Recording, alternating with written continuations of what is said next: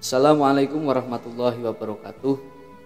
Sahabat YouTube Media Santri Deso dimanapun Anda berada, semoga kita semuanya senantiasa dalam lindungan Allah Subhanahu wa Ta'ala. Dalam sesi video kali ini saya akan memberikan sebuah edukasi, memberikan sebuah opini saya yang berkaitan dengan doa atau permohonan seorang hamba kepada Tuhannya. Ya, saya mengangkat video ini karena ada sebuah pertanyaan dari teman saya yang bertanya, kenapa kok kita harus berdoa? Ya, jadi doa itu adalah sebuah permintaan. Ya, orang kalau tidak pernah berdoa, ya berarti dia sombong. Karena apa? Dia merasa tidak butuh kepada Allah Subhanahu wa Ta'ala. Manusia adalah makhluk yang lemah. Kenapa saya katakan manusia makhluk yang lemah? Karena sekuat-kuatnya manusia, kalau dia sudah dihadapkan dengan takdir, dengan ketentuan Allah, maka dia akan lemah, dia tidak bisa apa-apa. Maka dari itu, ya, untuk merayu takdirnya Allah, nah itu bisa kita lakukan dengan berdoa. Berdoa itu isinya apa? Isinya adalah permohonan atas apa yang belum kita capai, atas apa yang belum kita dapatkan. Itu adalah doa. Kemudian yang kedua, doa adalah sebuah pengakuan bahwa kita ini lemah, bahwa tanpa adanya campur tangan Allah kita tidak bisa apa-apa. Maka doa adalah sebuah permohonan yang memang harus selayaknya. Kalau kita sebagai hamba ya selayaknya kita berdoa. Apakah boleh? Ya justru dianjurkan. Ya, doa apa saja.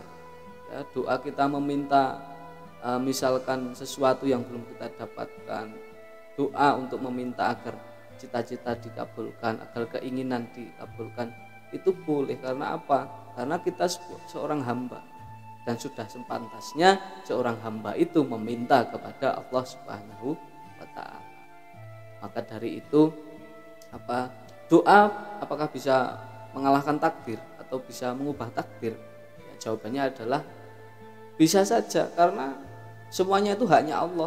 Ya, kalau kita bisa meminta dan Allah itu ridho dengan permintaan kita, dan Allah itu mendengar doa kita, dan Allah itu ridho dengan apa yang kita minta, maka bisa saja kalau Allah ridho, Allah akan mengganti apa yang sudah ditakdirkan, tetapi masih menjadi qadha, artinya belum menjadi ketetapan, ya, belum ditetapkan, masih menjadi tulisan di Lauhul Mahfuz.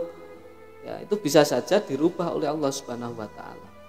Akan tetapi ketika itu sudah menjadi qadar, ya, misalkan sudah menjadi masa lalu atau sudah kita jalani, ya tidak bisa dirubah, tidak bisa diulang. Akan tetapi jika yang kita minta itu adalah sebuah cita-cita atau yang belum kita lakukan atau yang belum kita dapatkan, bisa jadi kalau Allah ridho, Allah akan memberikan. Misalkan suatu saat kok mungkin takdir kita A dan kita pandai meminta, kita rajin meminta kepada Allah dan Allah ridho, bisa jadi yang A tadi akan diganti sesuai dengan apa yang kita inginkan. Misalkan kita inginnya B, ya nanti tulisan di Lauhul Mahfuz kok A, kok Allah ridho dengan doa kita, maka bisa jadi diganti B atau bisa diganti dengan C sesuai dengan kehendak Allah Subhanahu wa Ta'ala. Maka tidak usah berpikir wah nanti dikabulkan atau tidak, nanti Allah akan memberikan atau tidak. Itu bukan urusan kita. Yang penting kita selalu berdoa, yang penting kita selalu mendekat kepada Allah Subhanahu wa Ta'ala. Insya Allah kalau kita selalu berdoa, kita rajin, kita ikhlas dalam berdoa, kita benar-benar mengharap untuk dikabulkan, dan kita benar-benar mengharap ridho Allah Subhanahu wa Ta'ala, maka insya Allah doa kita akan didengar oleh Allah Subhanahu wa Ta'ala. Dan ketika Allah ridho, apapun entah berkaitan dengan dunia maupun akhirat, Allah pasti akan memberikan. Namun perlu digarisbawahi bahwa seorang hamba tidak berhak memaksa atas takdir Allah Subhanahu wa Ta'ala. Dan kita semua juga harus ridho, ya, ridho dengan takdir Allah yang telah ditetapkan. Ya, misalkan kemarin takdirnya kok kita seperti ini, ya sudah, kita sudah melalui, mau seperti apa lagi, ya tidak usah disesali.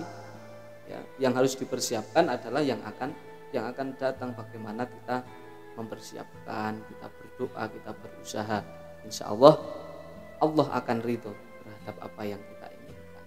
Amin Allahumma amin. Mungkin ini saja yang perlu saya sampaikan, yang bisa saya berikan. Namun apabila ada kekurangan atau salah kata dalam saya berbicara, saya mohon maaf yang sebesar-besarnya. Akhir kata, saya mohon dukungannya dari sahabat-sahabat sekalian yang belum subscribe. Silahkan subscribe, like jika kalian menyukai video ini, kemudian berikan komentar kalian dalam komentar, dan share ke teman-teman kalian. Bagi kalian yang memiliki edukasi atau memiliki pertanyaan, bisa disampaikan di kolom komentar. Oke, nanti saya angkat di video. Terima kasih. Kurang lebihnya mohon maaf. Saya akhiri. Assalamualaikum warahmatullahi wabarakatuh.